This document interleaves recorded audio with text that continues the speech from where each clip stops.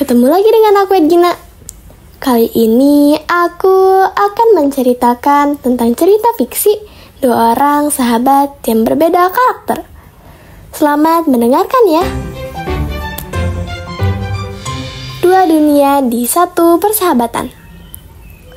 Di sebuah SMA di kota kecil, ada seorang siswa bernama Ari. Ia adalah tipe orang yang lebih suka duduk di pojok kelas, membaca buku, dan menghindari interaksi sosial yang tidak perlu. Sementara teman-temannya mengobrol riuh di kantin, Ari lebih senang menyendiri di perpustakaan, menikmati ketenangan yang hanya bisa diberikan oleh tumpukan buku. Sebaliknya, ada Dika, seorang siswa yang penuh energi dan selalu menjadi pusat perhatian. Dika adalah ekstrovert sejati. Dia mudah bergaul, sering bercanda dengan siapa saja, dan selalu membawa suasana ceria dimanapun ia berada. Meski begitu, tak ada yang menyangka bahwa dua pribadi yang bertolak belakang ini bisa menjadi sahabat dekat. Semuanya bermula saat mereka duduk sebangku di kelas 11. Wali kelas secara acak mengatur tempat duduk, dan tanpa diduga, Ari harus berbagi meja dengan Dika. Hari pertama, Ari hanya diam dan fokus pada bukunya. Sementara Dika sibuk berbicara dengan teman-teman di sekelilingnya. Kamu suka baca buku ya? Tanya Dika suatu hari, mencoba mengobrol. Ari hanya mengangguk tanpa mengalihkan pandangannya dari halaman yang sedang ia baca. Kamu gak bosan duduk diam terus? Dika kembali bertanya. Buku ini lebih menarik daripada mengobrol, jawab Ari singkat. Dika tertawa. Wah, kita beda banget ya. Tapi nggak apa-apa, aku suka tantangan. Aku bakal bikin kamu lebih banyak ngobrol. Ari hanya menghela napas menganggap Dika hanya sekedar iseng. Tapi sejak saat itu, Dika tidak pernah menyerah. Setiap hari, ia selalu mencoba mengajak Ari berbicara. Kadang tentang pelajaran, kadang tentang hal-hal yang sama sekali tidak penting, seperti kenapa pisang punya bintik hitam atau kenapa langit terlihat biru. Awalnya Ari merasa terganggu, tetapi lama-lama ia mulai terbiasa dengan kehadiran Dika yang selalu ceria.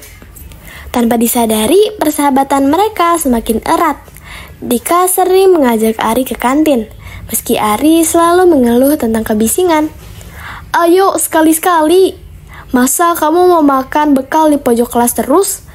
Dan akhirnya, Ari pun ikut meski tetap membawa buku kemanapun ia pergi. Sebaliknya, Dika juga berusaha memahami Ari. Ia mulai membaca buku-buku yang disukai Ari, meskipun seringkali berakhir dengan Dika tertidur setelah beberapa halaman. Suatu hari saat jam istirahat, Dika melihat Ari membaca buku berjudul Misteri di Balik Angka. Kamu suka yang misteri-misteri gitu? Tanya Dika. Ari mengangguk. Iya, seru menebak jalan ceritanya. Dika berpikir sejenak, lalu berkata, kalau gitu, ayo kita bikin tantangan. Aku bakal kasih kamu beberapa teka-teki. Kalau kamu bisa jawab semua, aku traktir es krim. Ari tersenyum kecil. Boleh juga. Momen-momen kecil seperti ini membuat mereka semakin dekat. Di luar sekolah, mereka juga sering menghabiskan waktu bersama.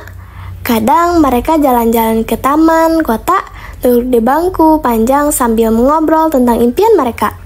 Ari ingin menjadi penulis, sedangkan Dika bercita-cita menjadi seorang presenter atau pembawa acara.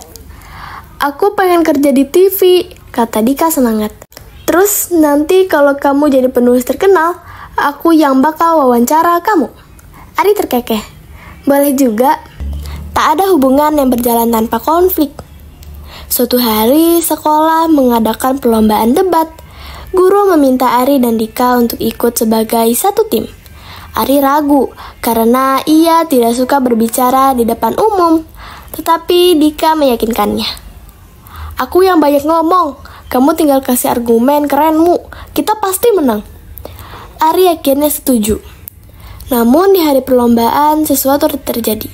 Saat debat berlangsung, Ari berusaha keras mengatasi rasa gugupnya. Ia berhasil menyampaikan argumen dengan baik.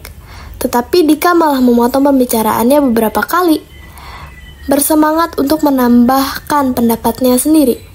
Sepulang sekolah, Ari marah. "Kamu nggak membiarkanku berbicara dengan benar," katanya dengan nada kesal.